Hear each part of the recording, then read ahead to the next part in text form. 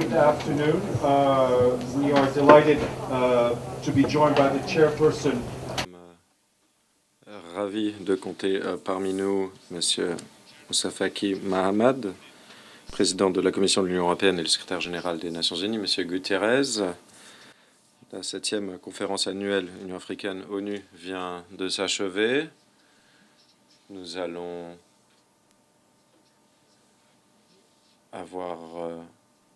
allons les écouter tous les deux et il y a des services d'interprétation anglais-français, français-anglais. Merci, bon après-midi, mesdames et messieurs. Comme l'a rappelé le porte-parole du secrétaire général, nous venons de terminer la 7e session du dialogue de haut niveau entre les Nations unies et l'Union africaine.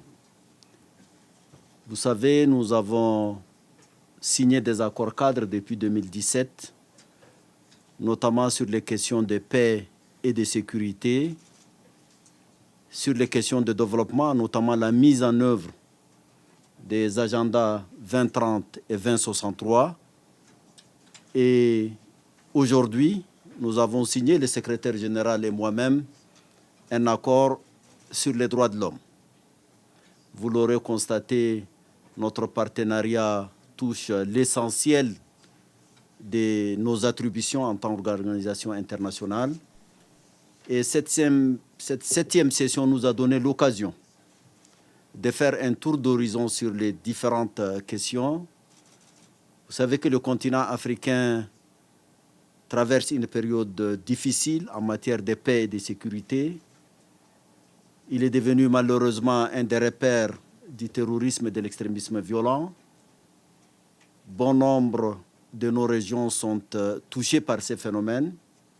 Vous savez également qu'il y a plusieurs missions de maintien de la paix de l'Union africaine dans le continent africain qui, malheureusement, pour certaines, sont en train de partir dans des conditions particulières.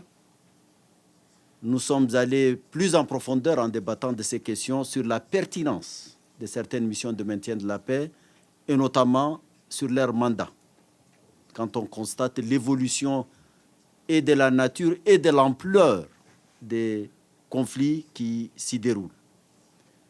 Nous avons également discuté de l'agenda 2030. Vous savez, nous sommes à 6 ans du délai de 2030.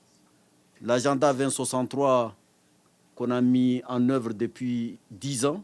Nous avons terminé le premier plan décennal. Nous avons élaboré un nouveau que nous allons certainement adopter dans les mois prochains. De façon globale, le continent, sur le plan économique, est dans une grande difficulté, consécutive à la crise des triples dimensions. La Covid-19, les changements climatiques qui touchent particulièrement le continent africain et la guerre en Ukraine et ses conséquences aussi bien sur le plan alimentaire, notamment les questions des céréales et des fertilisants.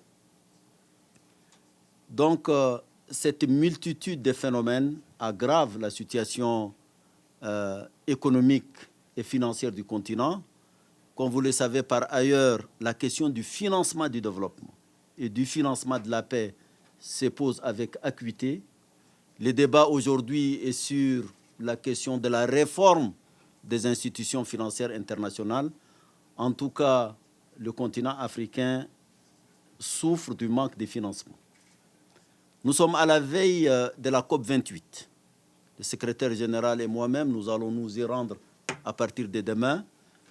Ce grand rendez-vous doit être également l'occasion de faire un plaidoyer, notamment pour le continent africain, qui est négativement impacté par les changements climatiques, alors qu'il est le moins pollueur. De plus en plus, sur l'agenda dans ce domaine, c'est la question de la transition énergétique. Je rappelle quand même que le continent africain compte près de 600 millions d'habitants qui ne connaissent même pas encore l'électricité. Alors cette transition doit obligatoirement, pour être juste, de tenir compte de cette situation du continent. Certes, nous sommes d'accord pour une énergie propre, une énergie verte, une énergie renouvelable, encore faut-il créer les conditions. Et cela passe également par la fameuse question des financements. On aura financé cette transition dans le continent africain. Quelle serait d'abord la rentable? Ce n'est pas des dons que nous nous attendons. Nous voulons juste des investissements. On aura mis en place une énergie nouvelle et propre. On aura par voie de conséquence également stabilisé et développé le continent et peut-être régler des problèmes comme ceux de la migration qui est devenu aujourd'hui un sujet extrêmement sensible, notamment avec notre voisin immédiat qui est l'Europe.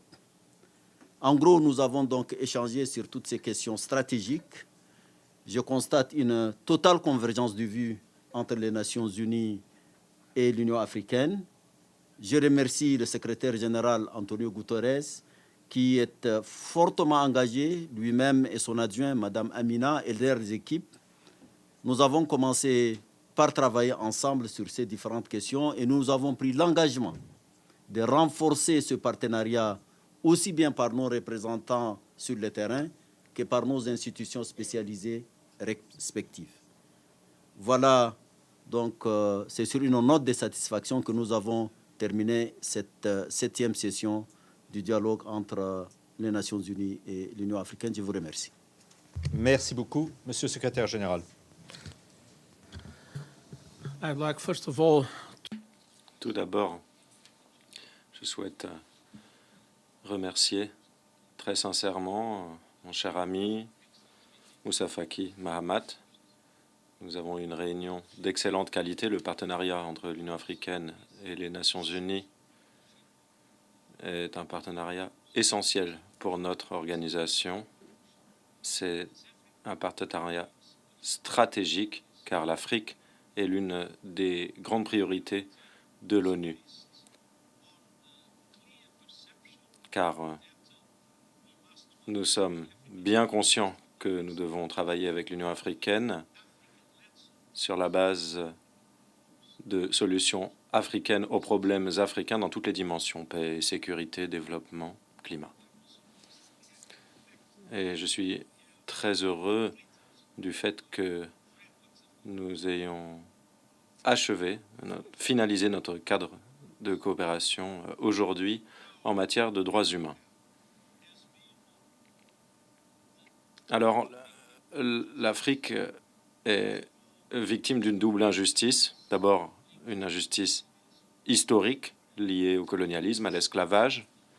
Et deuxième injustice, l'injustice actuelle s'agissant des structures de pouvoir, notamment s'agissant des pouvoirs économiques et financiers. Avant la Covid, le continent africain était en rattrapage.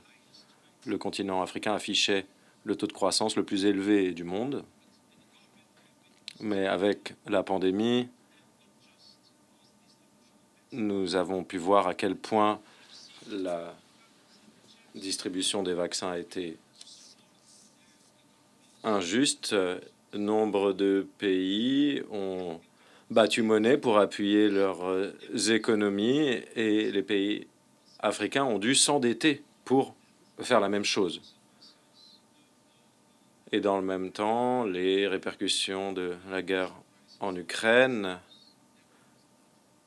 ont provoqué une augmentation des prix des denrées alimentaires. Les ports africains reçoivent énormément de denrées alimentaires et d'autres produits de matière nécessité, et les pays se sont retrouvés piégés dans le piège de la dette. Ce qui fait que ces pays ne sont pas totalement en capacité de répondre aux besoins liés au financement de leurs dettes. Et aujourd'hui, nous avons reçu de très mauvaises nouvelles s'agissant de la Zambie. Et on voit bien, encore une fois, à quel point le cadre créé par le G20 s'agissant de l'allègement de la dette est inadapté. Mais en plus de tout cela, les pays n'ont pas de marge de manœuvre budgétaire. pour satisfaire les besoins de base de leur population et notamment des jeunes, car en Afrique, les jeunes représentent la majorité de la population.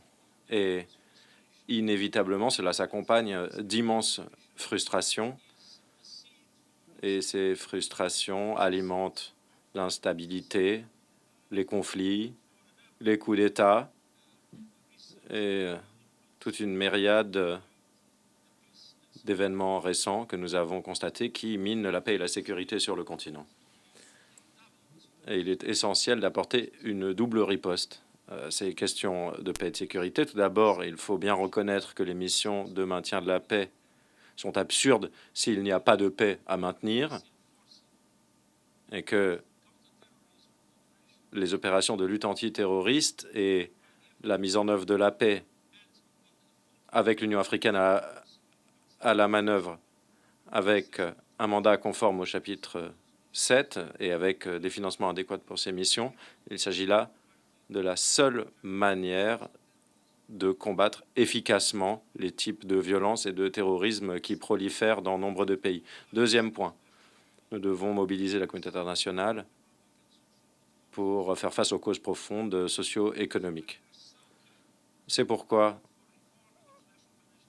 nous sommes convaincus de la nécessité de réformer les institutions financières internationales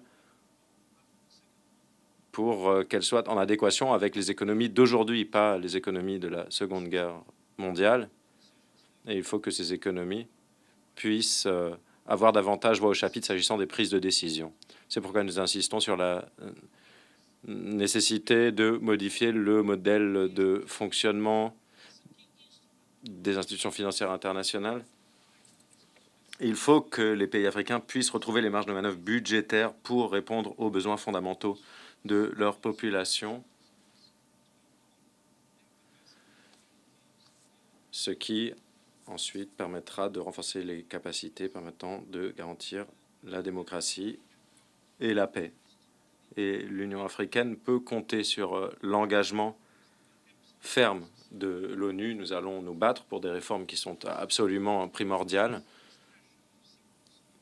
Il ne s'agit pas simplement d'exprimer sa solidarité. Ce qu'il faut, c'est réaliser la justice. Ce dont l'Afrique a besoin avant tout, c'est de justice dans les relations internationales, car l'Afrique est victime de l'injustice structurelle des relations internationales. Dans le même temps, je précise que nous sommes prêts à travailler avec l'Union africaine dans un large éventail de domaines relevant de nos activités communes. Et sur le terrain, au niveau des pays, nos institutions travaillent très étroitement avec les institutions de l'Union africaine pour faire en sorte que notre vision commune des problèmes africains, des problèmes mondiaux, débouche sur une véritable coopération sur le terrain, concrètement. Cette réunion a montré que nous avons une convergence totale de vues, et cette réunion permet de renforcer notre coopération et d'être encore plus efficace avec un engagement ferme et commun en faveur des populations africaines. Merci, Monsieur le Secrétaire général. Nous avons le temps de prendre quelques questions et je vous prie de vous tenir au sujet qui nous occupe aujourd'hui. Valéria, s'il vous plaît. Merci beaucoup, Monsieur le Président. Merci, Monsieur le Secrétaire général, de cette conférence de presse. Monsieur le Président, sur le climat, est-ce que vous vous attendez à ce qu'il y ait un vrai tournant s'agissant des engagements à la COP 28 pour ce qui est des pays africains? Et pour le Secrétaire général, pardonnez-moi, sur le Moyen-Orient, les deux camps respirent un petit peu avec ces pauses temporaires, mais que va-t-il se passer lorsque la trêve négociée expirera? Merci. Vous, important. Nous serons à la 28e. Mais il ne faut pas que les COP se suivent et se ressemblent. Je crois que les changements climatiques et leurs conséquences sont une réalité aujourd'hui, même pour les plus sceptiques. En septembre dernier, le continent africain a tenu un sommet à Nairobi où il a coordonné sa position. J'espère que la COP28 va prendre des décisions et surtout les mettre en œuvre. Pas mal de promesses ont été faites depuis l'accord de Paris de 2015, mais jusqu'à là, il n'y a pas eu de suite. Il faut nécessairement que la situation, comme je le disais, du continent africain soit examinée dans sa spécificité. L'Afrique, c'est 1,4 milliard d'habitants. C'est 30 millions de kilomètres carrés. C'est entre 60 et 65% des terres arables non encore exploitées. C'est le bassin du Congo. C'est une bonne partie, sinon la totalité de ces territoires qui a un ensoleillement presque de tous les jours. Il y a des rivières, il y a des cours d'eau, donc il y a une possibilité pour l'énergie propre, l'énergie renouvelable, l'énergie verte. Encore faut-il, on insiste, que des investissements conséquents, que la technologie nécessaire soit mise à disposition pour que, une fois, et j'insiste sur ça, je suis sûr que cet investissement sera rentable. Il va permettre effectivement de produire cette énergie qui puisse permettre au continent africain d'avoir l'énergie nécessaire pour son développement, pour son industrialisation. Quand je dis près de la moitié de la population ne connaît même pas l'électricité, donc même pour les ménages, même pour s'éclairer. Et donc, il y a une situation assez particulière dans le continent africain. Je sais qu'à Glasgow, il a été décidé de ne pas financer les énergies fossiles. Nous sommes tous pour l'énergie propre. Mais cela doit être graduel et en fonction des besoins des pays. Les fonds verts ont annoncé des montants importants. La décision de 100 milliards de dollars par an pour l'Afrique n'a pas été atteinte. Encore que les besoins sont 10 fois plus importants selon les estimations des institutions spécialisées. Donc voilà la question. Nous attendons que des mesures concrètes soient prises à l'occasion de cette COP 28. First of all, I'd like Tout d'abord, la trêve va représenter un pas dans la bonne direction, un symbole d'espoir, mais elle ne règle pas les problèmes majeurs auxquels nous sommes confrontés. C'est pourquoi nous insistons sur le besoin de mettre en place un cessez-le-feu humanitaire débouchant sur la remise en liberté sans condition immédiate de tous les otages et la possibilité de voir l'aide humanitaire arriver à toutes les personnes à Gaza, où qu'elles se trouvent. Merci. Monsieur le Président, Monsieur le Secrétaire général, sur le continent africain, on constate une tendance. Les missions de maintien de la paix de l'ONU, les missions politiques sont priées de se retirer avant la fin de leur mandat. Vous en avez parlé dans vos remarques liminaires. Nous l'avons vu au Mali avec un retrait chaotique de la force de l'ONU qui s'est trouvée. Et le Soudan maintenant, la RDC aussi est en attente. Qu'est-ce que cela peut vouloir dire quant à l'avenir du maintien de la paix et le rôle de l'Union africaine en la matière, étant donné les scénarios que nous constatons dans les théâtres africains aujourd'hui? Et concernant le Soudan, le Conseil spécial sur la prévention du crime de génocide a tiré la sonnette d'alarme quant aux violences et aux signes de crimes de masse qui pourraient être commis notamment dans l'ouest du Darfour. Est-ce que c'est un échec pour l'Union africaine, un échec pour l'IGAD, un échec pour l'ONU? Les deux factions militaires, c'est vrai, sont les deux protagonistes principaux, mais qu'a fait la communauté internationale et quel est son rôle dans cet échec? Merci. De maintien de la paix en Afrique, pour certains, on dirait plus de 60 ans. Vous vous en doutez, cette question a été au cœur de nos discussions ce matin.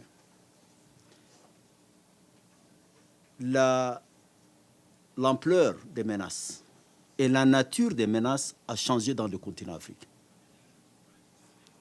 Plutôt que de maintien de la paix, il s'agit d'obtenir et d'imposer, même dans certaines situations, la paix. Et donc, les mandats tels qu'ils existent actuellement ne correspondent pas à la nature du défi qui se pose aujourd'hui dans le continent africain. Ce n'est pas faute de l'avoir dit depuis des années, notamment sur le cas du Mali.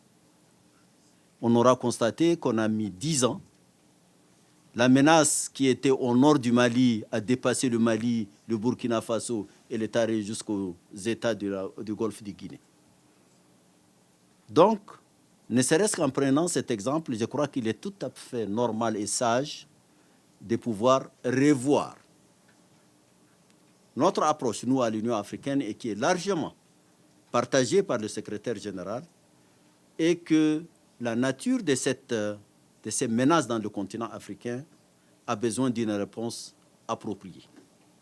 Ce n'est pas faute d'avoir proposé, nous, Africains, de mettre à disposition les forces. Il faut que ces missions africaines soient financées par les ressources des Nations Unies. Il s'agit d'une menace à la paix et à la sécurité, et cela est de la responsabilité du Conseil de sécurité des Nations Unies.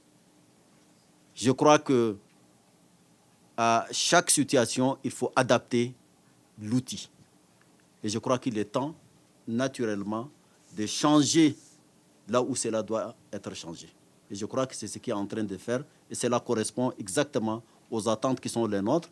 Maintenant, le débat aujourd'hui, et qui ne date pas d'aujourd'hui, est celui d'obtenir du Conseil de sécurité les financements des opérations africaines sur les ressources des Nations Unies. Merci. Allow me first. Tout d'abord, j'aimerais faire une observation, si vous me le permettez. Le retrait de l'opération au Mali n'est pas chaotique. Il se fait comme prévu. Et le retrait de Kidal d'un convoi sur 14 kilomètres, la réalisation de cette opération alors que les routes sont pavées d'engins explosifs improvisés sans pouvoir installer une surveillance aérienne car cela a été refusé par les autorités maliennes, et l'arrivée à Gao sans une seule victime parmi les casques bleus, pour moi, c'est remarquable. C'est une réussite qu'il convient d'applaudir. Je tiens à rendre hommage au courage des casques bleus qui ont réalisé cette opération. Et je précise que d'ailleurs, parmi cette force, on trouvait de nombreux soldats tchadiens qui se sont comportés de façon héroïque. Cela étant dit, comme je l'ai dit, il n'est pas logique de déployer des missions de maintien de la paix là où il n'y a pas de paix à maintenir. Et les problèmes que nous rencontrons sont des problèmes liés à l'extrémisme violent et au terrorisme. Les missions de maintien de la paix ont une raison d'être lorsqu'il s'agit de stabiliser une situation après un processus de paix. Dans les théâtres comme le théâtre malien ou d'autres théâtres touchés par le terrorisme, il faut faire respecter la paix et mener des opérations de lutte contre le terrorisme. L'ONU n'a pas pour vocation de réaliser de telles opérations. L'Union africaine peut le faire et nous pensons que cela doit être fait donc via des opérations pilotées par l'Union africaine avec un mandat du Conseil de sécurité au titre du chapitre 7 et des contributions mises en recouvrement faisant l'objet d'une décision au niveau du Conseil de sécurité et de l'ONU. Et pour celles et ceux qui ont parfois eu des doutes vis-à-vis de l'Union africaine, à cet égard, je dirais ceci. L'Union africaine a instauré des règles qui sont tout à fait compatibles avec les nôtres. Et l'accord que nous avons signé en matière de droits humains est une garantie supplémentaire. Nous pouvons pleinement faire confiance à l'Union africaine pour organiser des opérations de paix efficaces en Afrique, pour ramener la paix.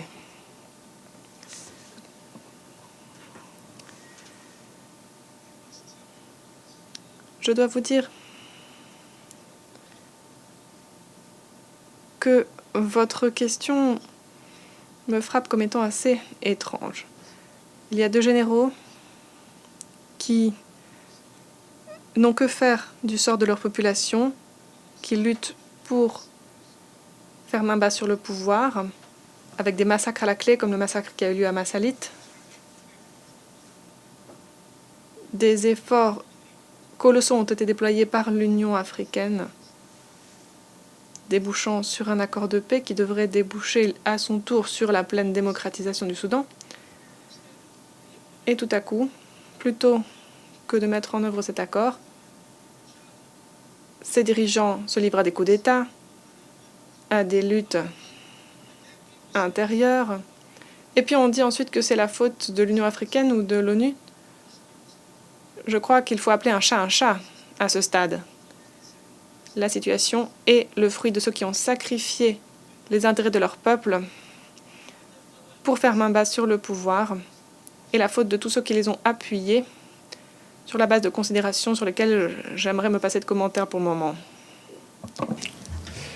Le secrétaire général l'a rappelé, en 2019, l'Union africaine a déployé une mission et après discussion pendant plusieurs mois, nous sommes arrivés à un accord pour organiser la transition. Malheureusement, en octobre 2021, il y a eu un coup d'État dont les auteurs sont les deux généraux, président et vice-président du Conseil appelé de souveraineté. Actuellement, c'est la guerre dans le Soudan. Nous et certains nombres de nos partenaires, nous travaillons pour la cessation des hostilités. Il y a un processus à Jeddah en Arabie Saoudite. J'espère, on m'a dit que les choses avancent. Peut-être qu'on aura un cessez-le-feu immédiatement. Après ça, naturellement, des enquêtes seront faites, des responsabilités situées et des mesures prises en son temps. Actuellement, nous sommes focalisés sur d'abord arrêter les hostilités et l'IGAD et l'Union africaine travaillent pour relancer un processus politique pour les ramener dans une situation où une transition peut se terminer et des élections organisées. Malheureusement, nous n'en sommes pas encore là. News Agency of Nigeria, Celia. Okay, thank you. Merci.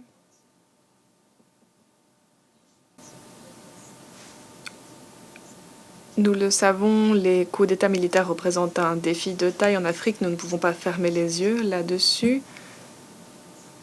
Comment expliquer ces coups d'État, à votre avis? Et que peut-on faire pour prévenir ces coups d'État? Ensuite, comment réagiriez-vous à l'appel lancé par la CEDEAO exhortant à lever les sanctions qui avaient été décrétées après le coup d'État? Décision de l'Assemblée parlementaire de l'ECOWAS d'imposer des sanctions sur le... Écoutez, les coups d'État sont une violation des règles démocratiques dans les États. C'est un phénomène que nous avons cru définitivement dépassé dans le continent africain. Malheureusement, nous avons constaté qu'il y a 6 coups d'État. 6 États africains sont suspendus de l'Union africaine pour cause des changements non constitutionnels du gouvernement. Les raisons sont multiples, mais il n'est pas acceptable que la dévolution du pouvoir se fasse de cette façon. La CEDEAO va organiser un sommet bientôt pour pouvoir évaluer les situations dans les pays. Je n'ai pas eu connaissance de la position du Parlement sur cette question, mais cela relève de l'organisation régionale qui est la CEDEAO. I fully support what has been said. J'appuie pleinement ce que M. Moussa Faki Mahamat a dit. Je voudrais savoir si vous pensez que l'Union africaine doit maintenir les sanctions contre les auteurs de coups d'État ou non. Parce que beaucoup s'interrogent sur la poursuite de ces sanctions qui semblent n'avoir aucun effet sur les auteurs de coups. Notamment, regardez ce qui se passe au Niger où la junte renforce son assise. Et deuxièmement, j'entends quand vous parlez de colonisation, etc., mais ne pensez-vous pas que le problème de l'Afrique, du continent africain, c'est quand même la mauvaise gouvernance?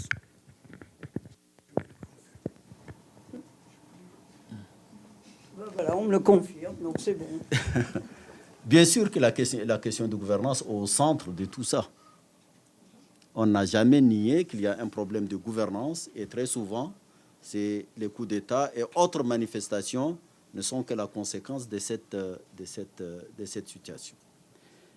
Je vous rappelle que l'Union africaine, généralement, ne prend pas des sanctions sur le plan économique.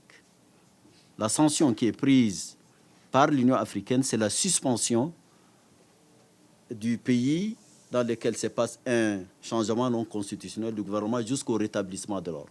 Donc, ce pays est suspendu de toutes les activités de l'Union africaine. Bien sûr que nous sommes solidaires des décisions qui sont prises par les organisations régionales, qui, elles, sont plus proches de la réalité et selon le principe de subsidiarité, sont à même d'apprécier la situation. Très souvent, et ça même nos États le disent, il faut éviter des sanctions qui touchent la population et qui très souvent n'ont aucun impact sur les auteurs eux-mêmes de coups d'État. Et donc, ça fait partie des mesures dissuasives, je l'espère. Malheureusement, elles n'ont pas souvent marché. Et je crois que cette question-là est également au centre aujourd'hui des discussions et de la réflexion, aussi bien au niveau continental qu'au niveau régional. Okay. Margaret Bashir, Voice of America. Thank you very much. Merci beaucoup. Monsieur le Président, je me demandais si vous pouviez nous parler plus en détail des conséquences de la fin de l'initiative d'exportation de céréales par la mer Noire pour l'Afrique, pour ce qui est de l'obtention de céréales et de denrées alimentaires. Et, Monsieur le Secrétaire général, une question sur Gaza. Le Premier ministre israélien a dit qu'à la fin de la pause pour procéder à l'échange d'otages, les combats reprendraient. On s'attend à ce qu'Israël avance davantage vers le sud de Gaza. Il y a déjà 1,5 million de personnes déplacées qui se trouvent dans le sud de Gaza. Alors, quel est votre message pour le gouvernement israélien dans la conduite de ses activités militaires à l'avenir? Et qu'en sera-t-il de l'acheminement de l'aide humanitaire? Sera-t-il toujours possible dans de telles circonstances, étant donné les hostilités? Non, c'était pour le secrétaire général sur... La première, c'est sur l'accès des céréales d'Ukraine. Sur les conséquences de la fin de l'accord de la mer Noire sur... De toutes les façons, ce qui se passe en Ukraine a un impact direct sur l'ensemble du monde, et particulièrement dans le continent africain, qui est importateur net de céréales et de fertilisants. C'est la raison pour laquelle, dès le départ, le continent africain a souhaité vivement, je me souviens avoir réagi parmi les premiers, pour que ce conflit-là puisse avoir une solution politique et de préférence sous l'égide des Nations Unies. Parce que nous savons, et la suite l'a démontré, je crois que les conséquences sur les économies africaines, sur les ménages africains, sont désastreuses. D'abord, la surenchère de l'énergie, la surenchère des produits alimentaires et également les fertilisants, ce qui impacte négativement la productivité dans l'agriculture africaine. C'est pour cela que nous avons salué les efforts du secrétaire général de concert avec la Turquie pour arriver à avoir cet accord sur les grains. Vivement, et nous encourageons cette démarche pour pouvoir trouver une solution de ce côté et même au-delà de trouver une solution politique à ce qui se passe entre l'Ukraine et la Russie. My message is very clear. Mon message est très clair. Nous avons besoin d'un cessez-le-feu humanitaire. Il y a une situation humanitaire dramatique et dans le même temps, nous voulons que tous les otages soient libérés, libération qui doit être immédiate et sans condition. Mais nous avons besoin d'un cessez-le-feu humanitaire à Gaza tout de suite. Thank you. Merci.